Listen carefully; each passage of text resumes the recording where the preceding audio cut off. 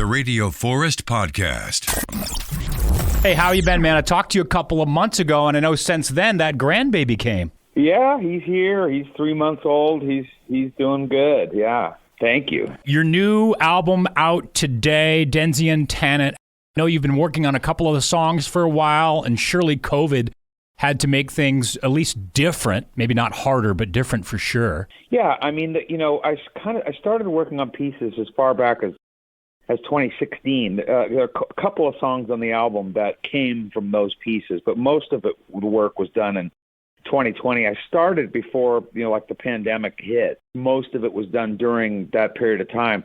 What it did was it just provided focus. It just because we were all locked up inside, out here in California. It was bizarre. It was bizarre everywhere, but with all of our freeways and traffic and everything, I mean, it was just a ghost town. It was really, really weird. So I just used the time to just put my nose to the grindstone and just get the thing done. So what would have taken maybe 6 months knocked it down to about 4.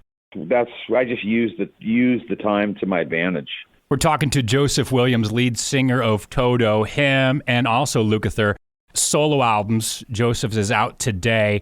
And can I just say that the production on this is so clean where I can hear everything. Do you think that has to do with some of your work with films and TV shows where I can hear every single thing? It's so crisp. Well, yeah, I appreciate that. I mean, I am a bit of a clarity buff, put it to you that way. I mean, I was a big Steely Dan fan and Donald Fagen's Nightfly record, and a lot of that stuff is just real clean and you can hear all the parts, and I am a big fan of that kind of production.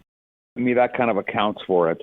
Some of the middle career Beatles stuff also sort of has that feel. I love that tight, well orchestrated kind of thing. And you covered a Beatles song, so were they a pretty big influence on you? I mean, it's the Beatles, so probably, but was it a little bit different than other bands? Yeah, I would say that they probably are the primary influence. I mean, there are many, and this album for me is like a sort of a display of all my influences, really. I mean, you kind of really hear so many of them. I was influenced by Yes, a lot of prog bands back when I was a kid, but Beatles was probably the biggest one of them. And If I Fell, the song I did on the album, was one of my favorite songs growing up. And one of the common themes throughout the album is just about vocals and vocal layering and harmonies and stuff. And If I Fell is just one of my favorite tunes as far as harmonies go, and just the way John and Paul sing together with their harmonies. And I thought it might be cool to do it and put Luke on there singing the John part. So I thought it was a fun idea. Yeah, you gave some guest vocals to his solo album, and Lukather is on yours as well.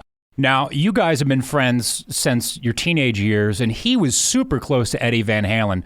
By proxy, were you then aware or close or in the circle of Eddie Van Halen, or did you hear stories, or kind of what's the background with you and the connection to Eddie Van Halen then? Well, I knew him. I didn't know him well. We would come across each other only if I was, sort of in the room when he would come and see Luke, that kind of thing.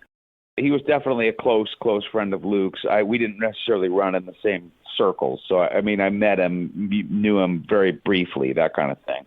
But those guys were really, really tight. And Luke is still, he's still very, very sore from the loss, very, very much. It's a huge, huge loss for our business and for rock music in general.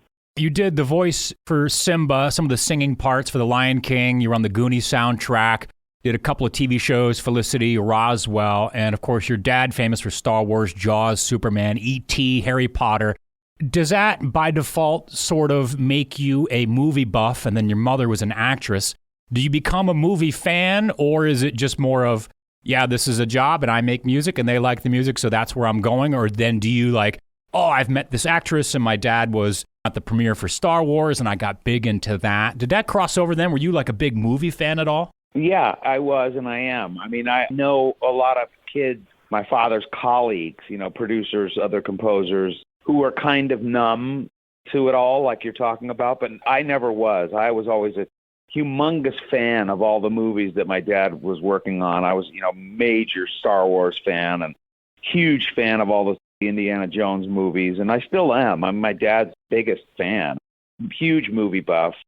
My mother, she was a stage performer, and I always wanted to do what she did. I always wanted to get out there and perform live. And and be goofy and all that kind of stuff. So I still am. I'm still very giddy about the whole entertainment business. Now, with doing one of the voices for the Ewoks, do you have any memorabilia from Star Wars? Because I know you've been to Lucas Ranch or whatever it was called. I don't have anything from there. That visit up there was really mostly about work. We were sort of just shuttled into sort of a big industrial type building in those days, and it was the old Lucasfilm building. So it was before he moved to the new facility back in the 90s, I think. So this was back in like 1981 or 1982, something like that. So there was nothing really there to grab, if you know what I'm saying. Yeah, absolutely. I know the anniversary of your mom's passing is next week. How are you feeling going into next week? I know it's been a while, and also, man, you were young and that had to have been hard. Did your dad continue to work? Could you wrap your head around it at all? Yeah, no, it was very tough. My parents were high school sweethearts. We really came up together, and she was a singer in his band, and they were pals, and so it was very tough. And for my dad, it was hard for me to. I don't remember his experience because me and my brother and sister were going through our own experience of the loss. But at that time, my father was just starting to sort of hit his stride with Spielberg, Jaws, all of that stuff was just starting to happen. And he was also having to deal with 3 teenage kids who had just lost their mom. And he had just lost his best friend. So it was a really, really just ridiculously tough time for him and for all of us. And he held it together. He held us all together and at the same time continued to keep this amazing career going. It was a very ridiculously tough time. There's just no other way to put it. And, it's been so long ago that, like on my albums, I always do some sort of dedication to her, some sort of musical poem or something. I have a song on the new album called Wilma Thingadoo. That's for her.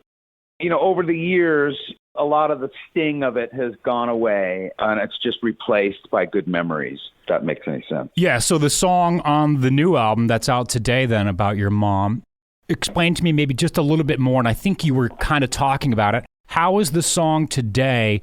Because you've got, I think, like 10 solo albums? I mean, you've got a ton of stuff. So how does a music that you write for your mom in 2020 into 2021 different than in the 80s? Like how has that changed for you through the years? Well, it's changed because the earlier ones were more subtle, because I probably just wasn't more in touch with the feelings about the loss. Does that make sense? It does, 100%. So this song is just more fleshed out, for lack of a better way to put it. That's all it is. It's just, now at my age and with these many years that have gone by, more I've been able to process the loss more. And so the song, there's more clarity about it all. So if that makes any sense. It does. I completely understand. Switching gears just a little bit. Have you heard at all? I think Lukather might have said something. Bobby Kimball, is he doing okay from Toto? Maybe some dementia? His health might. Have you heard anything? Well, yeah. I mean, he actually, I talked to him about a couple of months ago, actually.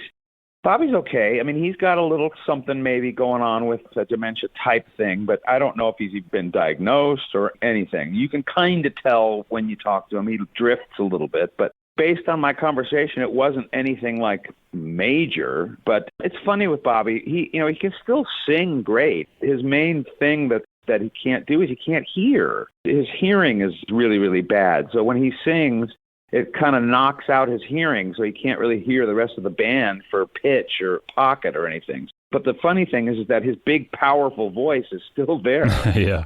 So it's just a shame how other parts of our bodies, start to fail. But he's a great cat, a great guy, and one of my biggest vocal heroes. But what about new music from Toto? Well, we'll see down the line. I mean, we just kind of got through with these projects. We did a live stream in November that we're doing a documentary on. So we've got some other projects that are going to happen first, and then hopefully a tour.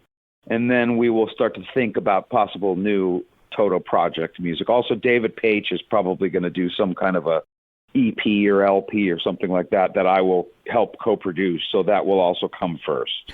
Something else I was thinking about when I was listening to your new album, you've got such an impressive list of guest musicians, people you've worked with, people from Toto, other people from the past. When you go in with an idea for a song and then you get somebody else that has, the chops that they do, does a song change from what you first imagined and you just kind of let them do their own thing? Or do you try to rein everybody in? You're like, no, I wasn't thinking that. Just play it like I wrote here? Or how does a song change when you bring in other accomplished musicians, and they're more than just hired studio guys. You know them. You've toured with them. You've played with them. Well, a good example is Mike Landau, who played guitars on most of the record.